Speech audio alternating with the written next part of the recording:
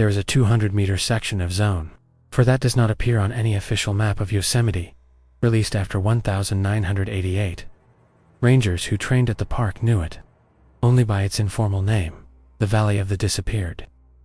On January 14th, Echo Team drove into it. They found out why it has that name. The call that activated Echo Team came in at 0340 hours, not through normal dispatch, not through the standard SAR radio channel, but through a number that Senior Ranger Nathan Wolf had only ever seen used once before, during a black bear-related fatality suppression in 2019. When that number called, you answered, and you did not ask why on the phone. You asked why when you got there. Sometimes, Wolf knew, you didn't ask at all. The briefing was simple and dishonest, in the way all good field briefings are simple and dishonest. Illegal trapping activity in Zone 4. Possible poacher encampment. No civilian casualties confirmed. The subtext, which Wolf read immediately, was, "Something is wrong in there, and we do not know what it is, so we are sending people who shoot first and report second." Echo Team was exactly those people. He assembled his 5 at 0415 in the staging area adjacent to the Zone 4 vehicle gate, where the snowfall was light and the temperature read -11 on the probe thermometer. Bryson Collier kept clipped to his chest strap. Bryson Collier was the kind of ranger who made other rangers feel like they were still in training. 6 years in SAR Tactical, 2 winters working the backcountry of Denali before the NPS hired him away. He was the team's point man, not because he was the fastest, but because he was constitutionally incapable of hesitating. Ronald Elliott, beside him during the pre-departure check, was his operational opposite, careful, systematic, the sensor man. Elliott had a FLIR thermal camera that he treated with more care than most people treat other people. He had already run 3 diagnostics on it before the vehicles were loaded.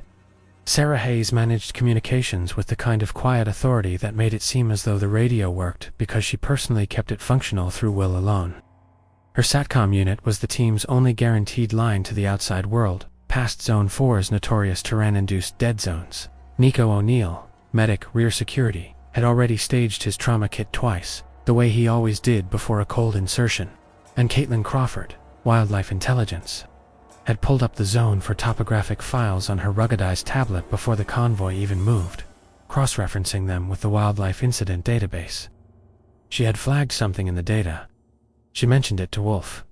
He told her to hold it until they were on site.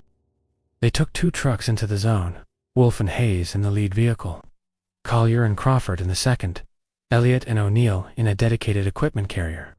The road, if it could be called that, past the 3rd kilometer, was packed snow over loose shale, and the tree canopy closed above them until the headlights were the only light source in any direction. At 0521, Elliott's thermal unit registered its first anomaly. He reported it over the team net without inflection, because that was how Elliott reported everything. Stationary, heat source. 11 o'clock, 30 meters. Not a grisly profile. Wolf stopped the convoy. Nobody moved for 40 seconds. The anomaly on Elliott's screen did not move either. Then it was gone, not faded, not walked away, but gone in a single frame transition, the way a signal drops, rather than the way an animal moves. Crawford's voice came over the net a moment later, and for the first time that night, she did not sound like she was reporting data. She sounded like she was reporting something she did not have a category for yet. "I need you to look at the trail surface left of the lead vehicle, left side. There are no bear tracks in this zone. Those are not bear tracks." Collier's flashlight found them before anyone else's did. The tracks were bipedal. That was the first thing, not quadrupedal, not the alternating diagonal pattern of a large canide, bipedal, 2-footed, and long-strided. The stride gap was 1.4 meters. The depth of compression in the packed snow suggested a weight distribution that Crawford, who had studied ungulate and predator biomechanics for her master's thesis, was not willing to assign a number 2 in the field. She photographed them and said nothing. The team moved forward on foot from that point, vehicles locked and idling. The Valley of the Disappeared opened to them at 0553, a natural bowl formation in the terrain, ringed on 3 sides by granite faces that caught and held the snowfall in clean vertical lines. The 4th side was forest, and in the forest, suspended from the canopy at a height of 6 meters, was what remained of a 900-pound black bear, It had not been killed for food. Its mass was intact, suspended by what appeared to be a single limb braced against a forked branch, a placement that required the depositor to have been standing at canopy height, or capable of a vertical throw that no documented animal in North America could produce. Crawford looked at it for a long time. She said, "That is a marker. That is a territorial marker." Wolf looked at the forest on both sides of the bear and said, "For which territory?" The answer came as an asymmetry. Crawford pointed left. Right of the suspended bear, the snow was undisturbed, clean, layered, unmarked. Left of the bear, the snow carried a pattern of prints that curved around the valley floor, in what she described, with deliberate precision, as a perimeter. A defined, maintained perimeter. The prints were the same bipedal tracks from the road, but here they were dense, overlapping loops, suggesting the same path had been walked multiple times. Someone or something had been circling this valley long enough to pack the snow below the fresh layer. While she explained this, Elliot rotated his thermal camera slowly toward the tree line at the valley's eastern edge. He did not say anything for several seconds. Then he said, "I have movement. Multiple signatures. They are stationary. And they are watching us. Stay with us, because later in this log, you'll hear the one detail from Crawford's field report that the government specifically cited as the reason for its suppression. Not the creature sightings. Not the missing ranger. One behavioral observation about how the pack used Echo Team. That detail changes everything about what happened in Zone 4. The thermal signatures did not advance. That was the first thing Wolf registered. Not what they were, but what they were not doing. Every large predator he had ever encountered in cold weather field operations followed a predictable logic. Assess close distance, or withdraw. These held 6, then 7, then 9 distinct heat signatures in the eastern tree line, none moving. All oriented toward the valley floor where Echo Team stood, in the ambient cold, breath misting, the suspended bear turning slowly above them, in a wind that had started without announcement.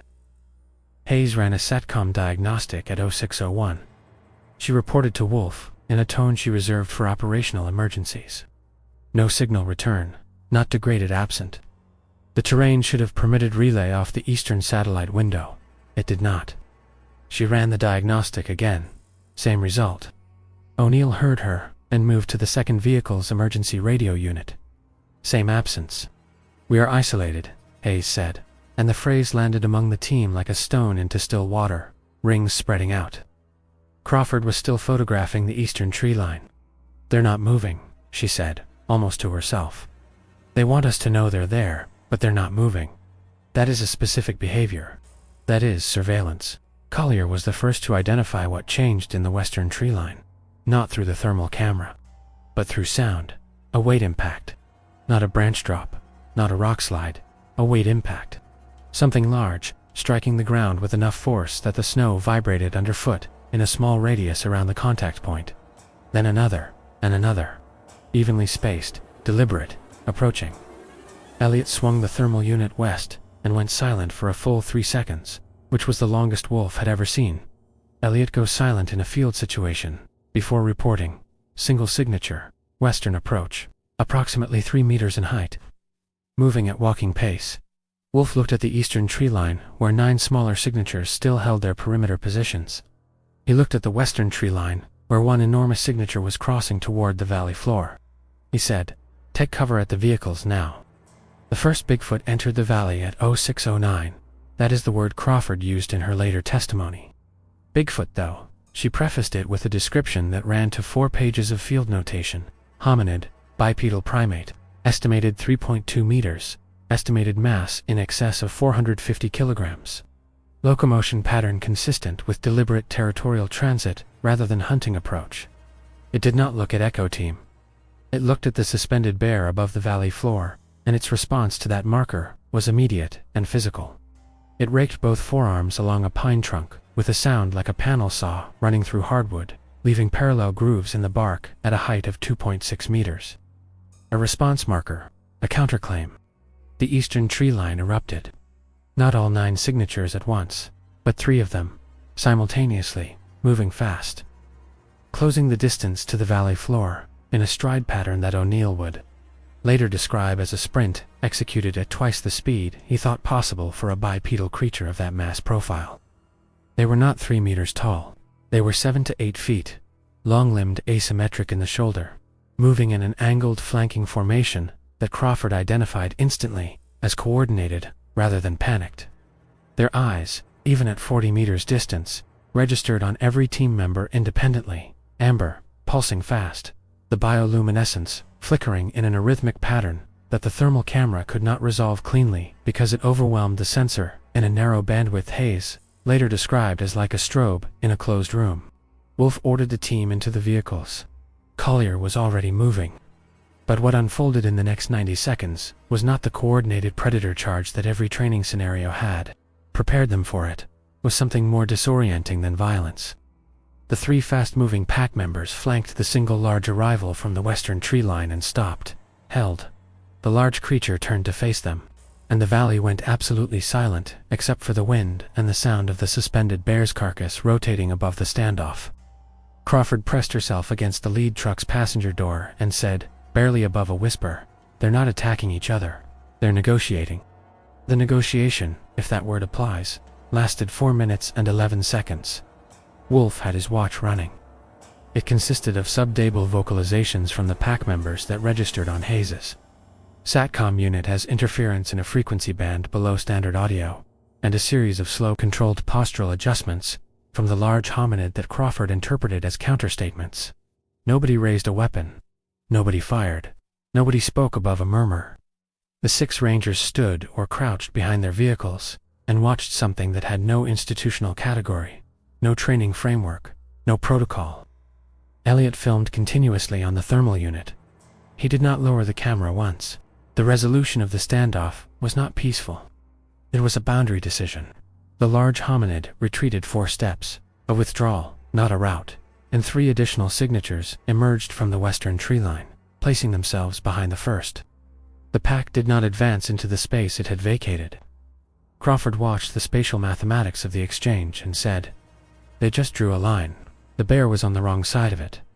Wolf was processing that when Elliot reported, still in the same flat tone, that the remaining 6 eastern signatures had begun moving. Not toward the western group, toward the vehicles. "They know we recorded that," Elliot said. "They want the recording." The pack did not charge the vehicles. They encircled them. The distinction was tactical and terrifying. 3 signatures moved to the tree line south of the convoy, cutting the exit route. 2 more positioned at the eastern slope, above the vehicles, elevated a high ground post that required either a vertical scramble or an understanding of ballistic advantage that Wolf did not want to consider. The 9th signature, the Alpha, moved to the valley floor itself and stood between the convoy and the suspended bear, directly in the headlight wash of the lead truck, as if it wanted to be seen clearly. They saw it clearly. It was larger than the others by a margin that the human eye processed, not as a size difference, but as a categorical difference, the way a structure reads differently from a creature. The amber pulse in its eyes was slow, dominant, deliberate. It looked at the lead truck for 11 seconds. Then it looked specifically at the thermal camera in Elliot's hands. Crawford was the one who understood first. And the understanding arrived in her voice before it arrived in her words. It knows what that does. It knows that unit can see in the dark, and it knows we used it to document the standoff. It isn't trying to hurt us. It is trying to take the camera. She looked at Wolf. If we give it the camera, they let us leave. Wolf looked at the Alpha in the headlights. He looked at the 6-pack members in their encircling positions. He looked at Elliot, who was still filming. He said, "Elliot, stop filming." Elliot lowered the camera. The Alpha did not move. Collier, from the 2nd vehicle, came over the net. "Boss, Western signatures are gone.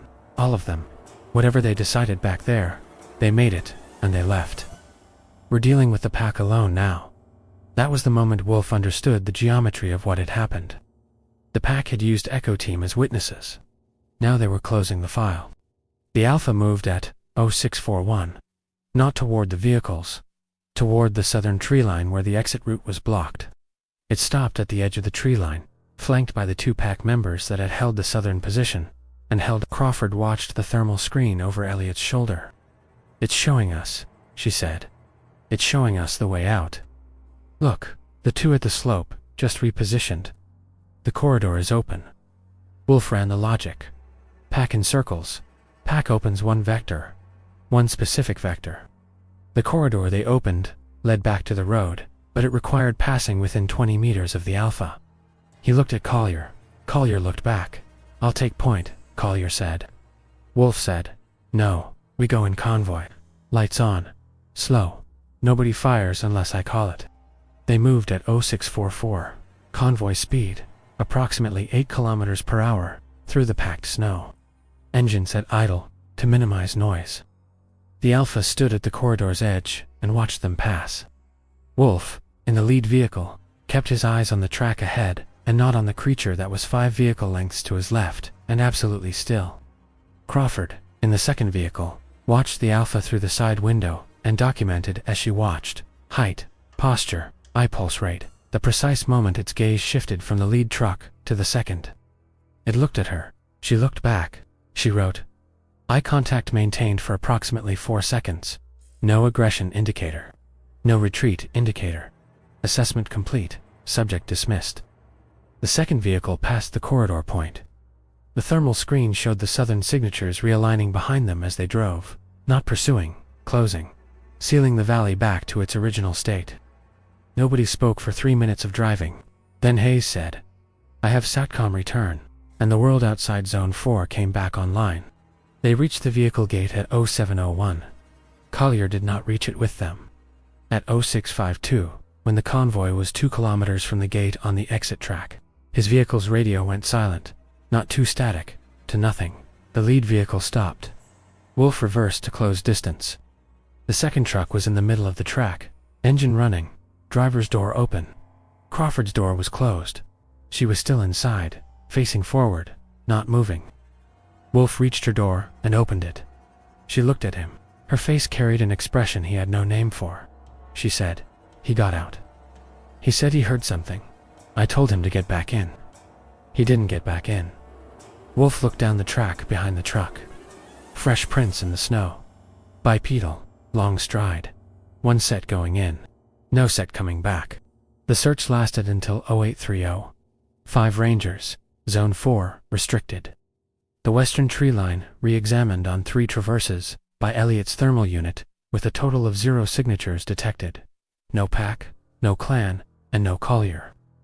At 0831, a SAR command vehicle arrived at the gate from the south side with 4 personnel in unmarked jackets, who did not introduce themselves, and immediately confiscated Elliott's thermal camera, along with all SATCOM data recorded after 0500. The senior of the 4, a woman in her 50s, who carried her authority the way operational people carry it, without display, spoke to Wolf for 4 minutes at the gate. He would never repeat the full content of that conversation on record. The portion he disclosed to Crawford later, in a parking lot outside the debrief facility at 1600 hours, was a single sentence. She had told him, Zone 4 has its own maintenance schedule. Tonight was a maintenance event. File accordingly.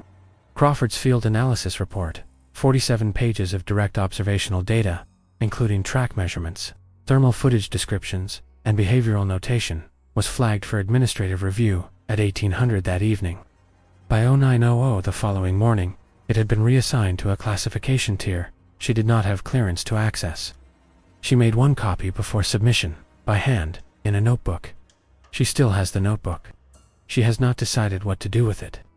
Wolf submitted his mission report through standard channels. The report that appears in the Zone 4 administrative file describes a routine poacher investigation yielding no suspects, no evidence, and no incidents. It is 4 paragraphs long. It takes approximately 90 seconds to read. The night they drove into the Valley of the Disappeared took 11 hours and 14 minutes, and left one of them in the snow with no explanation the living could verify. What Crawford wrote, in the final line of her confiscated report. The line she transcribed into the notebook, before submission, was not a conclusion. It was a question, formatted as one, that the data could not answer, and that no official body had since attempted to address. She wrote, 2 apex biological entities demonstrated coordinated territorial governance, interspecies, communication, tactical awareness of human surveillance technology, and the capacity to selectively remove a human observer from a field situation. without physical evidence of the removal mechanism. The question this report cannot answer, and that no subsequent investigation has attempted to ask, is whether Ranger Collier was taken as a consequence, or as a message. The question remains open. Zone 4 remains seasonally restricted. The Valley of the Disappeared remains absent from every official Yosemite map published after 1988, and whatever agreement was reached in that valley on January 14th, between the pack with the amber eyes and the clan with the red ones, it is still being honored. The seasonal tourist disappearance rate in Zone 4's adjacent sectors has remained statistically consistent for 37 years, consistent and above the national park average, by exactly the same margin, every year. Bryson Collier's name was removed from the Zone 4 incident log within 72 hours of the debrief. His personnel file marks him as transferred, no unit, no date, no receiving facility listed. 5 rangers drove out of Zone 4 on January 14th. All 5 are still employed by the National Park Service. None of them have been reassigned to Zone 4. None of them have requested it. The notebook Crawford kept 47 pages of what the government decided no one should read, sits in a location she has not disclosed to anyone in her chain of command. She has told one person outside the service where it is. That person is not a ranger. That person has been instructed to open it only if Crawford goes missing. The Apex War did not end in that valley. It paused, and whatever terms were set in the snow at 0609 on January 14th, between the amber eyes of the pack and the red reflecting gaze of the clan, they were set without asking us. They were set around us. We were the furniture in a room we thought we owned. Subscribe to The World Behind Midnight to uncover the next operation before it disappears, because some secrets are best left behind midnight.